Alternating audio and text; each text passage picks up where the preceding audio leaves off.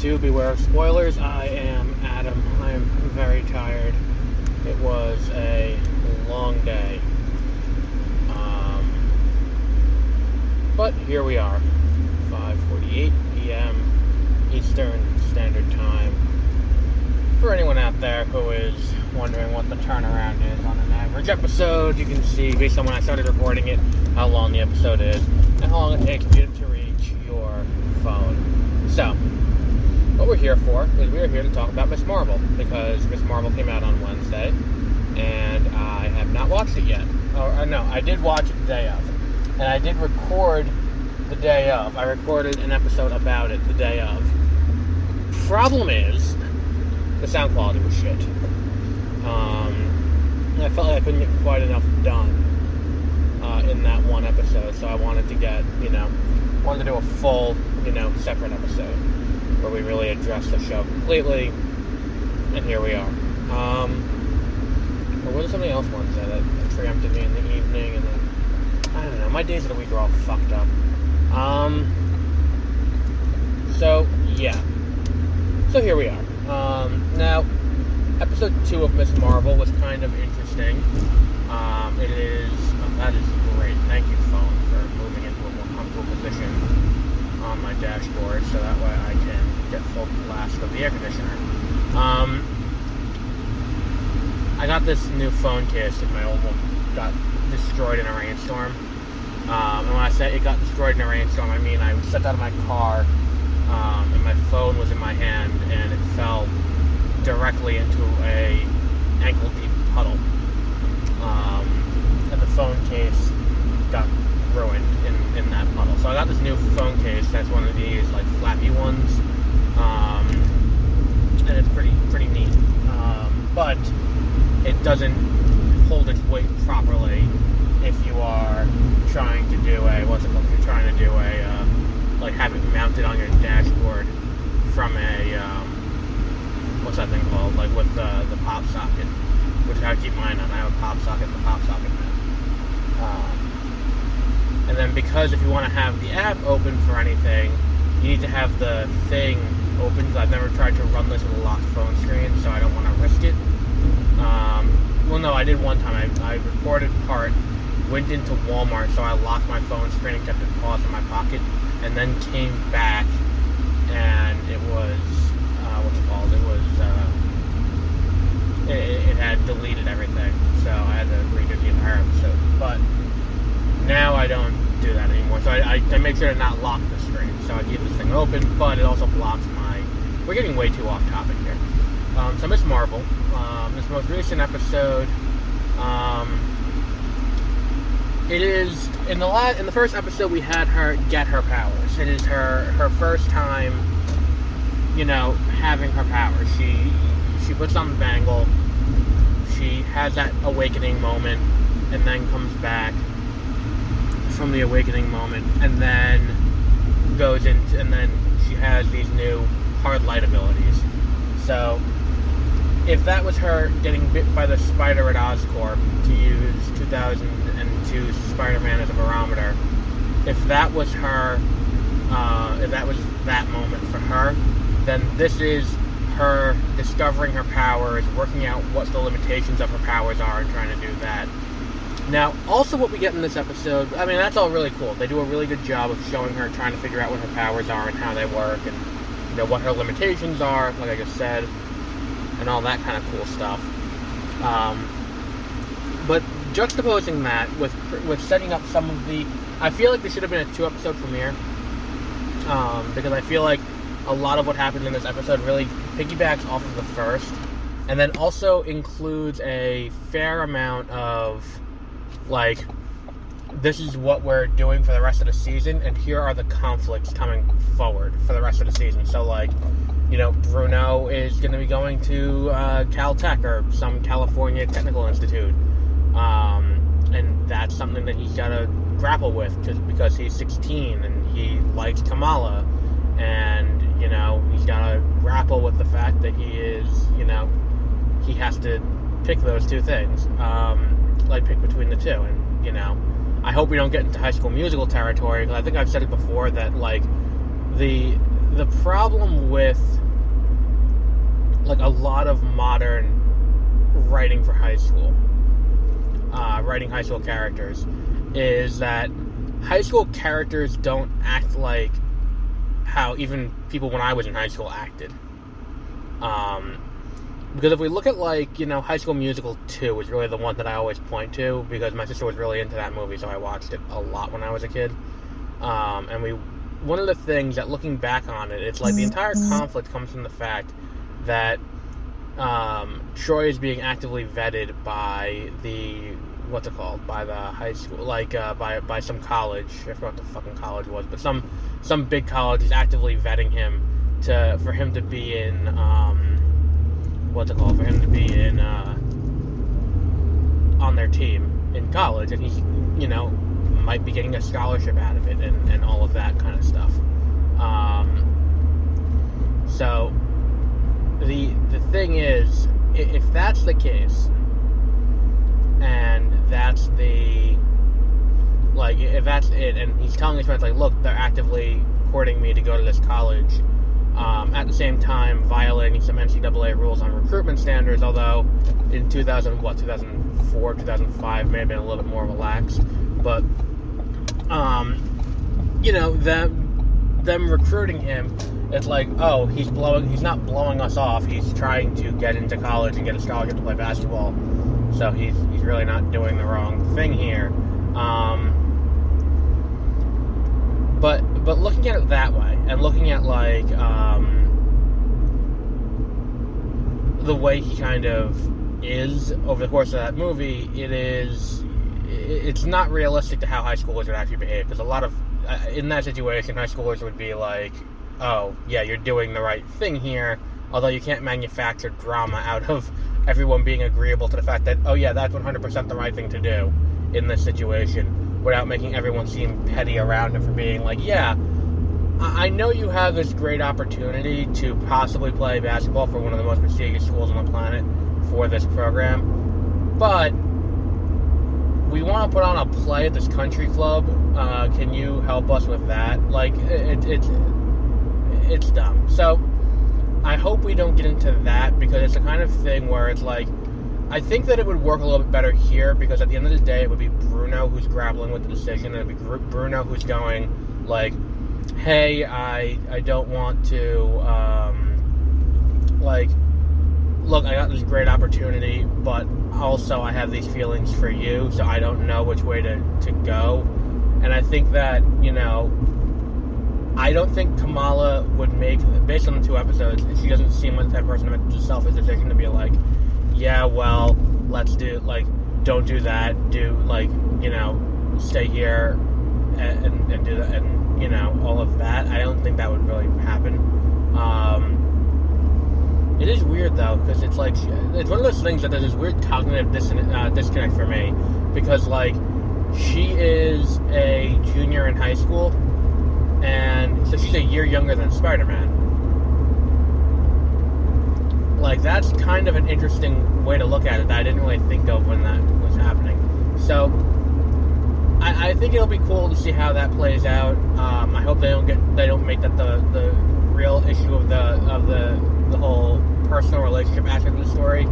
At the same time, there's also the whole bit of Kamala and this new guy who she has that crush on for the episode, and that relationship's kind of cute, and her, you know, the animation of her drawings of that is really cute and all of that. As for Damage Control, I feel like the Damage Control storyline is burning too slowly for my liking. I also don't understand why Damage Control is the organization that is overseeing this, considering logistically you would think that it would be like SWORD. Like, the SHIELD doesn't exist anymore, regardless of how you feel about Agents of SHIELD. Like, there isn't a SHIELD organization that is in the picture broadly for them to look at. But at the same time, like, if there is no SHIELD, and SHIELD isn't doing their thing, really, like, it is a, you know, it is a weird situation that needs to be, like, looked at. And like, why what they need to do is they need to take the number of organizations that are actively recruiting new heroes and turn it down a little bit. Unless what they're doing is kind of like a power vacuum of like, that's what Phase 4 kind of feels like to me, and I think that we're kind of getting that a little bit, because we're like, Feige said within the last week, like, oh, we're nearing the end of Phase 4, so we're going to get into the next big arc, and it's like, well, there hasn't really been a big arc, and then I'm thinking about it today while I'm at work, and I'm like, well, there kind of was.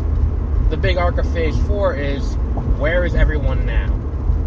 What, like, lay the groundwork for the next batch of movies. What is going on in this world after the event? Because it's not about the impact of Thanos as much as it's the impact of the Avengers losing Black Widow, the Avengers losing Tony Stark, and the Avengers losing Captain America. Like, what impact does that now have on the world? That's the question that is fundamentally being asked in Phase 4. What state is the world now in dealing with these changes and then this new status quo? So this idea that, like, oh, we have all of these, you know, all of these heroes and villains who are coming out of the woodwork, it's like, well, that's what happens. That's, you know, we have, like, you know, they talk about in Civil War where it's like, you know, our existence invites challenge. It's like, well, you know, it seems like your envision may your existence may cause drive people to challenge you, but at the same time, looking around at what's going on here, it looks more like you being lost has more of an impact on where did I even come from? Like, it seems like you not being there is causing more people to come out and need to be fought. And it's about setting the stage for the next generation of heroes. It's the cast list for going forward this season. In the next bit. In the same way that Phase 1 was going into the Infinity Saga. Where it's like, here are the players that you need to know. Here are the players who are there. And then here are people who are in the world and what they're doing and why they're doing what they're doing. What organizations exist and what's going on there. I feel like, you know, making one of the shows focus more on, like, the idea of what's going on and all of that would have been more helpful. Where it's like, this world that's like this, we now have 3 distinct organizations going around that are like, well, the Avengers are gone, but the threats won't stop, so we need something to do about it.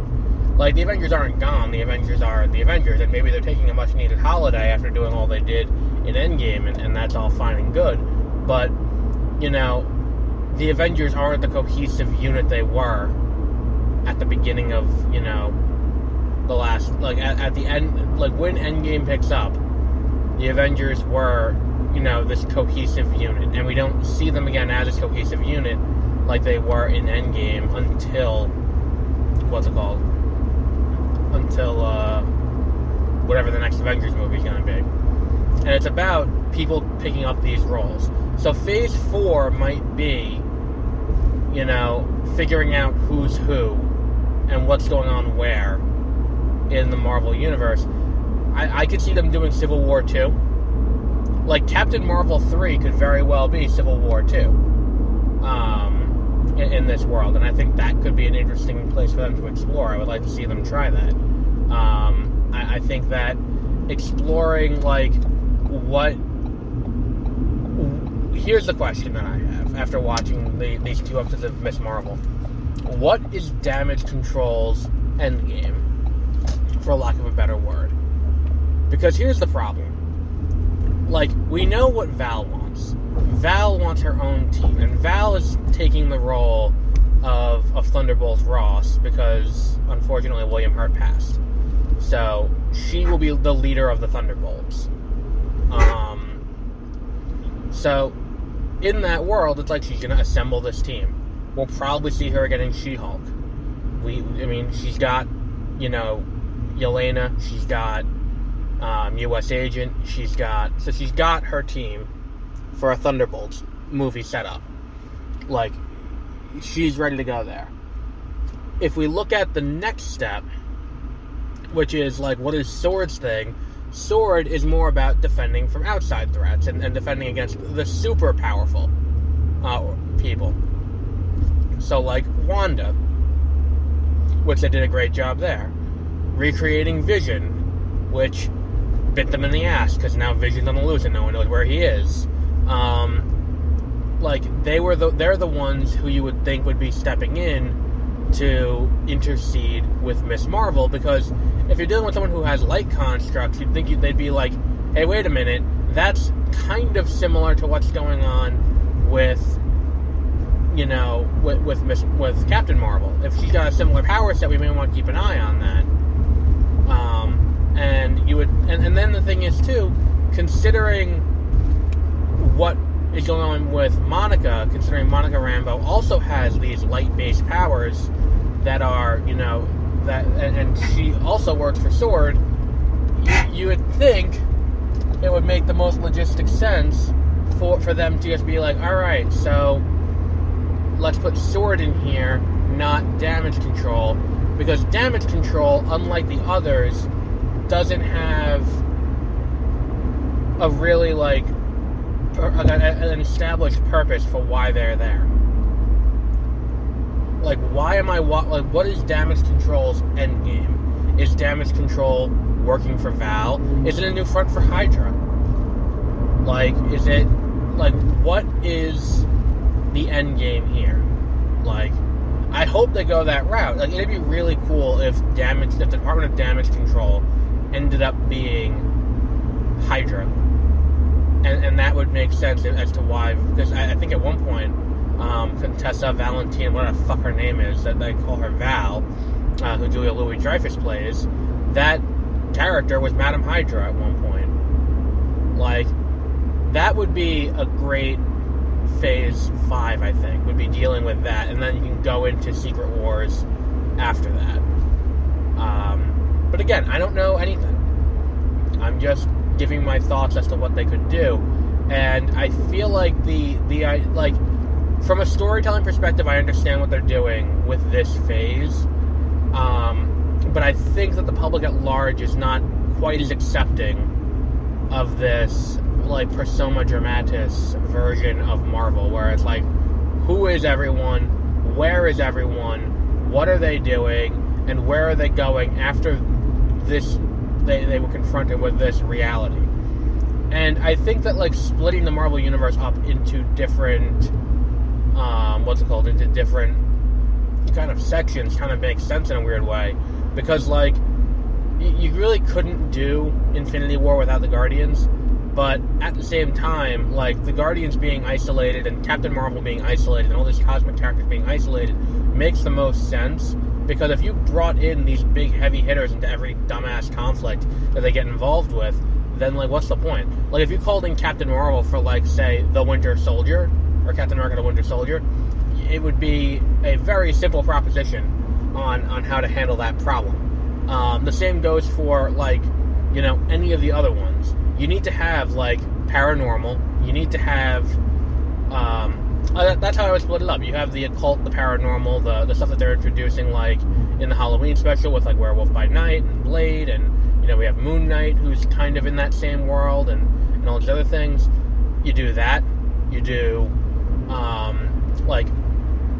street level, Defenders type shit, when Daredevil comes back, which is happening.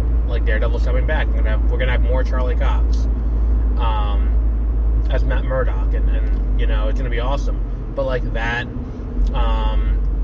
we don't, and it just makes the most sense to keep these incidents kind of separated, so that way they can each have their own little response thing. But at the same time, I come back to, there is no good reason as of right now as to why Damage Control was the one doing this.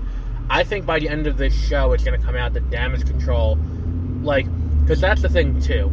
If we think back to Falcon and the Winter Soldier, which is where we really got introduced to Val in a big bad way, we didn't get it as much in her small cameo at the end of at the end of Black Widow, but at the end of Falcon and Winter Soldier, when she shows up and she's yeah, we don't know who actually owns the shield and all of that, she does appear to be working for some government agency. Because she's showing up at what is definitely supposed to be a congressional hearing, but looks like it's shot in a courthouse, like, she's showing up there and is like, yeah, we don't know who the shield actually belongs to. It's kind of nebulous, but, you know, if we want to give it to you, then we can give it to you. And, you know, like, that idea that she's the one who's overseeing the Department of Damage Control, I think would be very interesting. Because then it gives Kamala something to reject, and then puts her on the path where it's like, alright, we need someone to, we need people who we can control, and that puts her onto the path of using the ex-cons, the Suicide Squad and all that, and then Suicide Squad-like, or Task Force X-like, and then you can also send her out on a, like, that would give her an in for Abomination and give her an explanation as to why she wants Abomination, instead of just going like, hey, She-Hulk, or hey, Hulk, do you want to come and help me out and be a member of this team? And, like, why, like, it would give an explanation as to why she's reaching out to these people, rather than going to, like, you know, I can't control the Avengers, but I can go to these other people, but then why not go to heroes who are not yet, you know, established, instead of going to, you know, villains that you can just control by saying, like, hey, we'll give you time off your sentence. And then the Department of Damage Control, considering we saw it in No Way Home, could be, I like this theory that I just came up with, and I can't wait to see on Screen Rant in 3 days, because those motherfuckers always rip me off on a regular basis. But it's like, I think that's probably the way it's going to go. Where we're going to, by the end of this show, we're going to find out that Val is the Secretary of the Department of Damage Control, whatever they want to call her role in the government. Whether or not she's Hydra, that's up in the air. I would prefer she was Hydra, but it's also possible that she's, you know, not Hydra. So we'll wrap up there for today. I think we've covered a lot of ground here. This came out a lot better than the other episodes, so I think we'll just, you know, keep this as is. This week we have episode 3 of Ms. Marvel. We have episode 2 of, or episode 6, the finale of Obi-Wan Kenobi. And then there's also the, what's it called? There's also one episode of, what else was that? There's one other show, I feel like. Can't remember now for the life of me. I feel like this is a problem. Fuck, what was the other show? Oh well. Oh, Black Phone this week and Elvis are the 2 movies. So until then, have a great rest of your week.